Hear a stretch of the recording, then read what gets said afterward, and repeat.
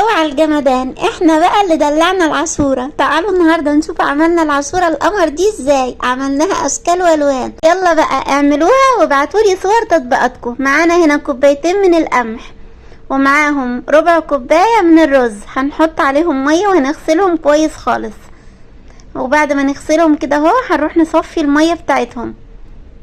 تمام. في الوقت ده بقى هنكون مسخنين ميه وهنغطي كل المكونات بتاعتنا بالميه وهنسيبها لمدة نص ساعة عشان الجزيئات بتاعتها تفك. وبعد نص ساعة بقت بالمنظر ده. بصوا تحسوا كده ان القمح اتفك كده، يعني ايه، كبر كده شوية. تعالوا بقى على طول على النار. هناخد القمح بتاعنا هو والرز على النار وهنحط عليه ميه سخنة وهنغطيه لحد ما يغلي غلوتين، يعني هنسيبه حوالي 5 دقايق كده على النار لحد ما يغلي. وبعد ما يغلي زي كده اهو، عايزين يبقى فيه ميه على الوش، عايزين يبقى عليه ميه خلاص، يعني ايه، يكون غرقان في الميه زي كده. وفي الوقت ده هنطفي عليه وهنسيبه لمدة 3-4 ساعات. وبعد 3-4 ساعات هتكشفي عليه كده هتلاقيه شرب كل الميه بتاعته، وهو المطلوب اثباته. هتنزلي عليه بقى ب2 لتر من اللبن الحليب.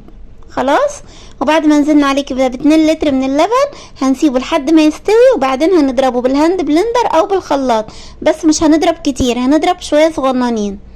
هنيجي هنا بقى بعد ما ضربناه هنجيب كوبايه من اللبن وهنحط عليها معلقتين من النشا ومعلقتين من الدقيق ومعلقتين من كريم شانتيه، او ممكن تشيلي الكريم شانتيه وتحطي معلقتين من وش اللبن اللي هو القشطه. لو عندك قشطه حطي معلقتين من القشطه.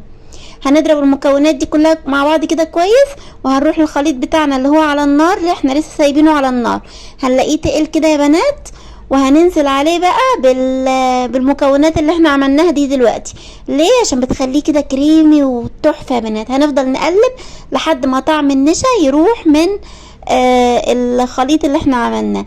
خلاص كده استوى. هنوزعه بقى في الطباقه.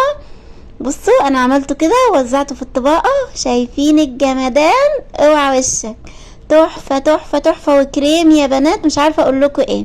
نسكت على كده؟ لا احنا ما نسكتش. تعالوا بقى ندلع الطبق اللي انتوا شايفينه قدامكم ده.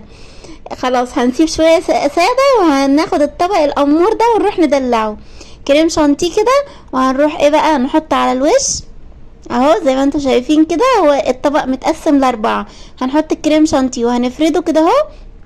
صحيح يا بنات، عايزاكم تعملوا كده الوصفات دي وتصوروها وتبعتوها لي، عشان فيهم النهارده متابعين عملوا كده وبعتوا لي الصور، وانا كنت فرحانه جدا جدا جدا بالحاجات اللي عملوها. واحب اشكرهم في الفيديو ده على الصور اللي بعتوها لي، واتمنى ان هم لو يوافقوا ان انا انزلها على الصفحه. بصوا بقى يا بنات، حطيت كده صوص كريم كراميل، وحطيت صوص مانجا وصوص فراولة. عملتهم كده على شكل ايه، الشكل اصلا بتاع الصينية دي. وحطيت فرماسيلا، بس انا علمت كده مثلثات لحد ما احط الفرماسيلا الاول، وبعد كده يعني ايه هزود الكراميل وصوص المانجا وصوص الفراولة. ما تنسوش يا بنات تبعتولي صوركم. وعايزه اقول للناس اللي بعتت لي صور التطبيقات بتاعتها ان انتوا فرحتوني جدا جدا النهارده، وتسلم ايديكم. اكيد طبعا انتوا عملتوها احلى مني بكتير. تسلم ايديكم يا امارات. والله الصور كانت زي العسل اللي بعتوها لي على الخاص. بصوا بقى، تعالوا بقى نشوف الجمدان اهو. احنا اللي دلعنا العاشوره، مفيش حد عملها قبل كده ان هو دلع العاشوره الدلع ده كله. يلا بقى جربوها وابعتولي صور تطبيقاتكم على الخاص. باي باي.